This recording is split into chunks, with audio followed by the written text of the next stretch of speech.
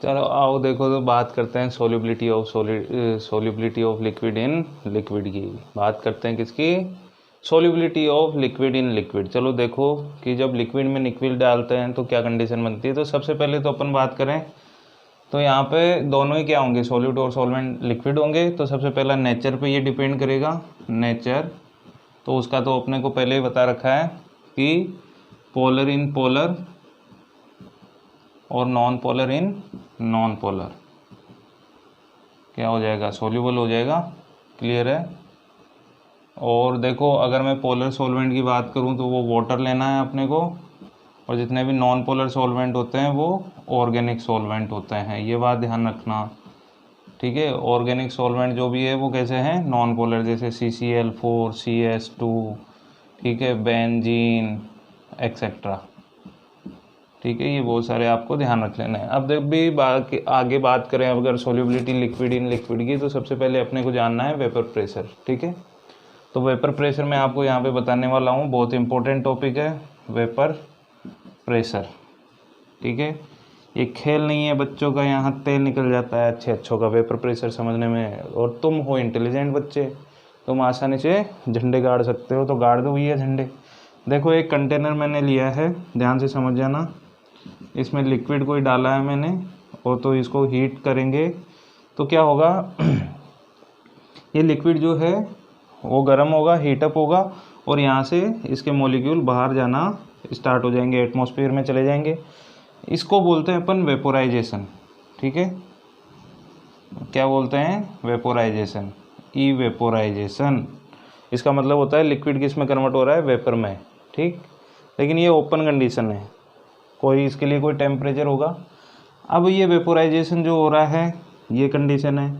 और दूसरी बात, अगर मान लो इसको मैंने कंटेनर को क्लोज कर दिया, इस पर ढक्कन लगा दिया, ध्यान से समझना, तो ये बाहर जाना पार्टिकल क्या कर देंगे, बंद कर देंगे, और ये अंदर ही क्या होंगे, वापस से यहाँ से उड़ के यहाँ पे आएगा और कंडेंस होकर ड्रॉप की फॉर्म में यहाँ पे फिर से बन जाएगा।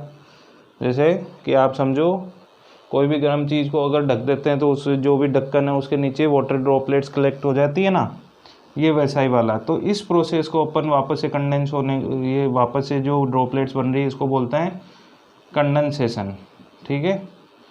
तो यहाँ पे दो प्रोसेस हो रहे हैं, एक तो वेपोराइजेशन हो रहा है और एक कंडेंसेशन हो रहा है जब मैंने ढक्कन को बंद कर दिया।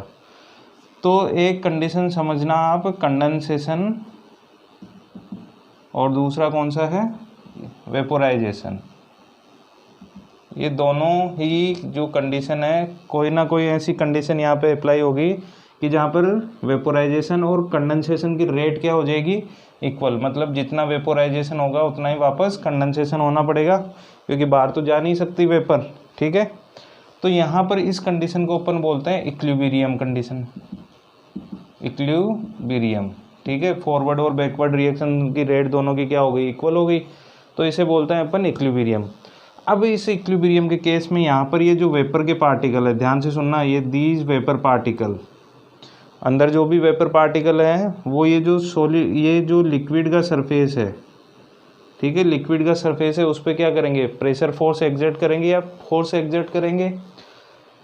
तो उसी प्रेशर को अपन क्या बोल देते हैं, वेपर प्रेशर। देखो वेपर प्रेशर का मतलब ऐसा नहीं है कि वेपर प्रेशर जो एग्जर्ट कर रहा है वो वेपर प्रेशर है, ध्यान रखना। वेपर प्रेशर का मतलब ये होता है कि the pressure exerted by the vapour particles on the surface of liquid, ध्यान देना, pressure exerted by the vapour particles on the surface of liquid, ध्यान देना, मैं लिक्विड सरफेस की बात कर रहा हूँ, इन कंडीशन ऑफ इक्विलिब्रियम, ठीक है। तो अगर मैं बात करूँ व्हाट इज वेपर प्रेशर, तो वेपर प्रेशर जो होता है the pressure exerted by the vapor particles on the surface of, ध्यान देना, surface of liquid, ये बहुत इंपॉर्टेंट है, surface of liquid in condition of equilibrium. ये इक्विलिब्रियम की कंडीशन की बात हो रही है, ठीक है। इक्विलिब्रियम कंडीशन में जो वेपर लिक्विड की सरफेस पे प्रेशर एग्जर्ट करेगी उसे बोलते हैं वेपर प्रेशर। तो ये बात ध्यान रखना। अब दूसरी बात समझो कि वेपर प्रेशर इस सरफेस एरिया पे डिपेंड कर रहा है, ये जो लिक्विड का सरफेस एरिया है इस पे, ठीक है। तो आप ध्यान देना एक बात को, मैं ऊपर से थोड़ा सा रब कर लेता हूँ कि वेपर जो है, वेपर प्रेशर जो है वो डिपेंड कर रहा है किस पे, सरफेस एरिया पे, ठीक है। सरफेस एरिया किसका बेटा, लिक्विड का। देखो अगर सरफेस एरिया ज़्यादा होगा तो ज़्यादा वेपर बनेगी, ठीक है। सरफेस एरिया अगर ज़्यादा तो वेपर बनेगी ज़्यादा, और वेपर बनेगी ज़्यादा तो वेपर के पार्टिकल्स भी होंगे ज़्यादा, ठीक है।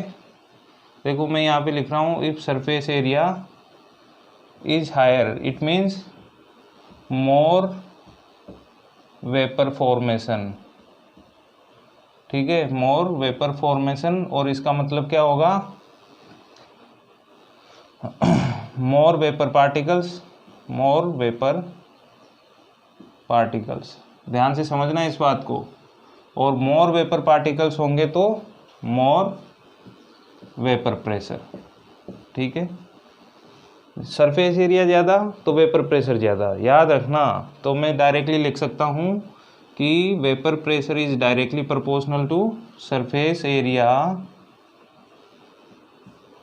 Of liquid. ये क्लियर है कहानी, ये बहुत इंपॉर्टेंट बात है भाई, बहुत ज़्यादा इंपॉर्टेंट। अब देखो आगे चल के मैं ये बोल सकता हूँ कि अगर इस सरफेस एरिया को मैं कम कर दूँ कैसे भी करके, तो वेपर प्रेशर भी क्या हो जाएगा, कम हो जाएगा, ठीक है। तो अभी देखो surface area of liquid, liquid यहाँ पे बहुत इंपॉर्टेंट है। अभी मैंने कोई यहाँ पे नॉन वोलेटाइल सॉल्यूट, सॉल्यूट जो होता है वो आपको पहले ही बता रखा है, दो टाइप का होता है, एक तो वोलेटाइल होता है, ठीक है, और एक होता है non volatile.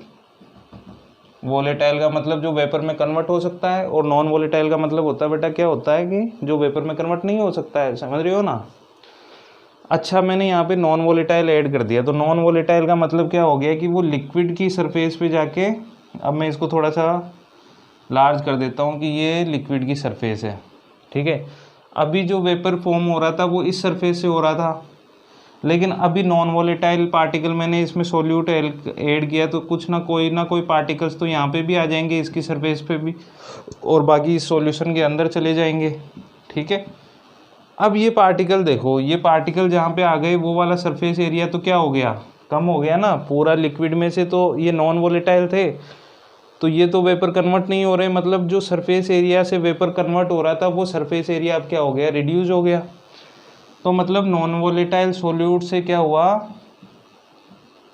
Non volatile solute add करने से सरफेस एरिया जो था वो डिक्रीज हो गया, किसका, सरफेस एरिया डिक्रीजेज, किसका डिक्रीज हुआ, जो ये वोलेटाइल सॉल्यूट, सॉल्वेंट जो भी आप ले इसको। तो कुल मिला के नॉन वोलेटाइल सॉल्यूट ऐड करने से क्या हो रहा है, सरफेस एरिया डिक्रीज हो रहा है, और सरफेस एरिया डिक्रीज होने से बेटा वेपर प्रेशर भी क्या हो रहा है, डिक्रीज हो रहा है, ठीक है। कहानी यहाँ तक क्लियर हो गई। तो ये होता है वेपर प्रेशर, ठीक। अरे समझ रहा है कि नहीं समझ रहा है, क्या यार मज़े ले रहा है। हर हर महादेव। चलो इसका तो हो गया बेड़ा पार, ये तो हो गया अपना वेपर प्रेशर।